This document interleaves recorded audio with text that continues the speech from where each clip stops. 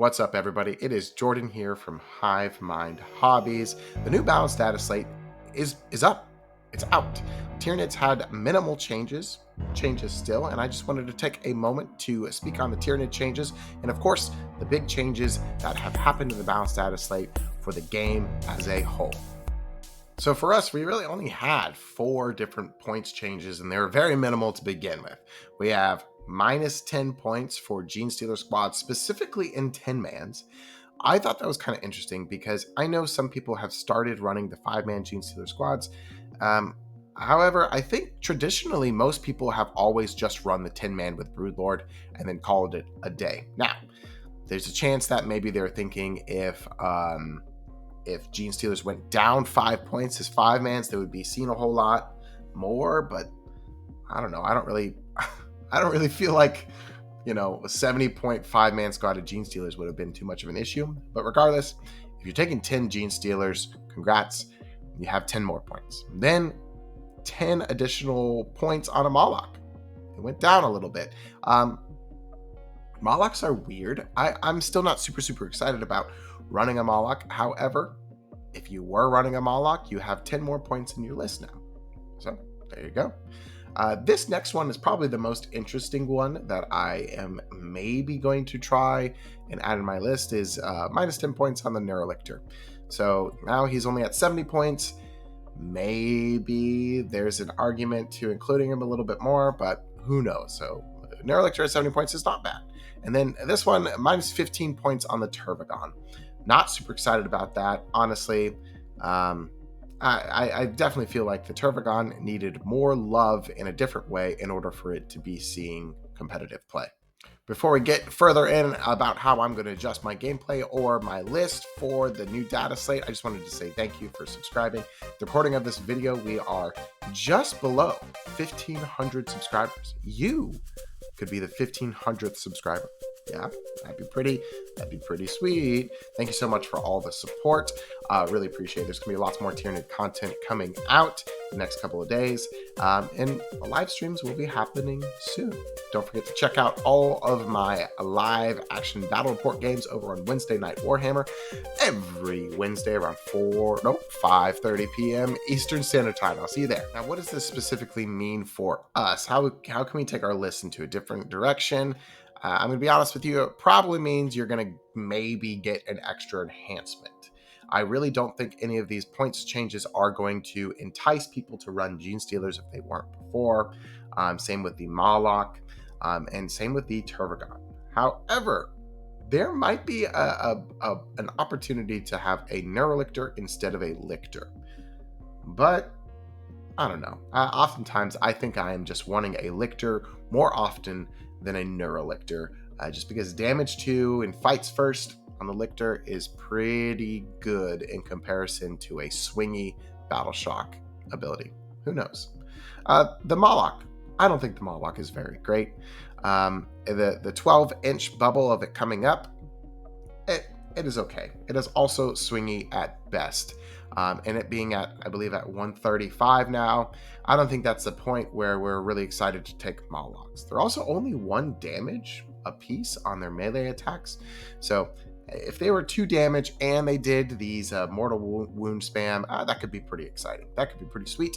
However, with the ability that it has now being so dice related, if you just roll ones and you don't battle shock anybody when he comes in and you don't deal any mortal wounds or a very small amount of normal wounds, oftentimes I feel like the Moloch is not really making its worth in points. And it being 10 points cheaper, in my opinion, still doesn't make it worth it. The Tervagon meta is probably going to happen in an 11th edition. If I see into the future, I think there's a stronger chance that maybe, I don't know. I just think that the Tervagon needed a rules change. It needed a data sheet overhaul in order for it to be a competitive choice. Who knows? 15 points is a good chunk cheaper. It is a pretty durable, very big body that is kind of annoying to deal with. However, I just don't think the Tyranid, Termagant spam, swarm style list is one that is going to be prevalent in the 40k scene right now.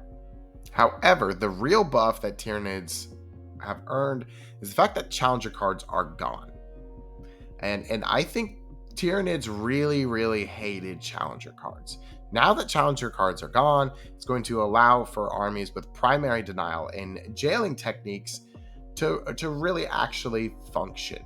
And Tyranids are definitely an army that wants to do that. I felt like the primary swing was not super relevant with challenger cards because, I don't know, they just make up whatever deficit you put them on because of gargoyles or whatever through multiple challenger cards. So now that they're gone, gargoyles, primary denial, shadow and the warp, I feel like is actually going to be more relevant and more detrimental to your opponent's gameplay.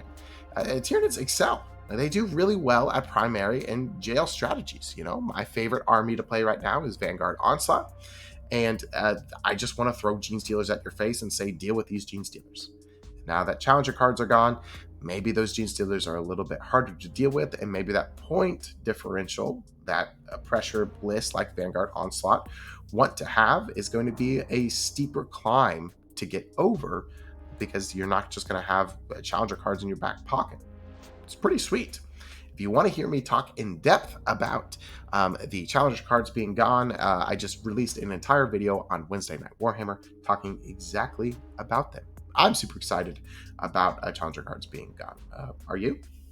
Now, to boil it down any further, am I actually making any list changes? Are there any list changes to be made?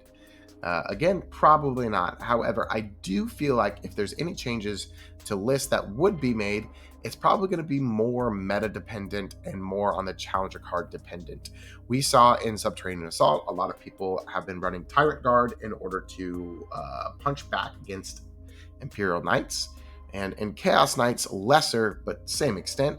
There might be a chance that Knights have really fall off. They got hit pretty hard in the bounce patch, so maybe Hive Guard are going back to guarding your shelf. I don't know. It remains to be seen. I do think there might be a shift back into some jailing and more primary denial strategies. Again, because challenger cards are gone, I would be interested to see how a lot of Tyranid players shift with that in accordance to that rule change. And I still think lictors are better than neurolictors. You know, in my Vanguard Onslaught list, I'm running 3 lictors. There might be a chance where I try to run 2 lictors and then 1 neurolictor, and I will of course be making up that 10 points difference because I'm running a 10-man Gene Stealer squad now. So just use those 10 points to see if I can quote unquote upgrade one of my lictors to a neurolictors. But almost more importantly than what I'm thinking about doing, what are you thinking about doing? How are you adjusting your list?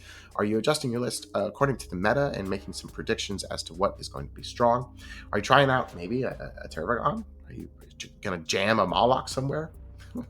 Let me know in the comments below. Final thoughts, just to wrap up on this very short and minuscule data slate for us. I'm very excited about the new meta. And even through challenger cards, I have been really enjoying playing Warhammer right now. And I hope you have too. I know Knights and Death Guard and everything has been kind of a menace right now, but I genuinely am enjoying playing the game. And I hope you are too. In addition, I think Vanguard Onslaught is quite strong right now. I think it's kind of like a sleeper pick. And for some reason, Games Workshop wants us to play more Vanguard Onslaught, you know, giving us Neurolictor a little bit of a nudge, and then those 10-man Gene Stealer squads a little bit of a nudge as well. Who knows? Maybe just punching people with a bunch of claws is the way to go in the new meta and where Tyranids are supposed to be. I don't know. I've been having some pretty good success with it. I recently placed 3-0 in a RTT this weekend. I got second place. I'll be doing a video on that. And I was using Vanguard Onslaught. You know, been having pretty good success with that. So who knows? I would be interested to see where people are going with the new meta. What are you testing? What are you working on? Love to hear about it. That is it for today's video, talking about the balance data slate for our beautiful bugs. Again, not a lot changed for us, so not too much to talk about, to be honest. However, I still appreciate you listening and watching to this video. Like, comment, subscribe, do all those cool things. I'll see you in the next one. Bye.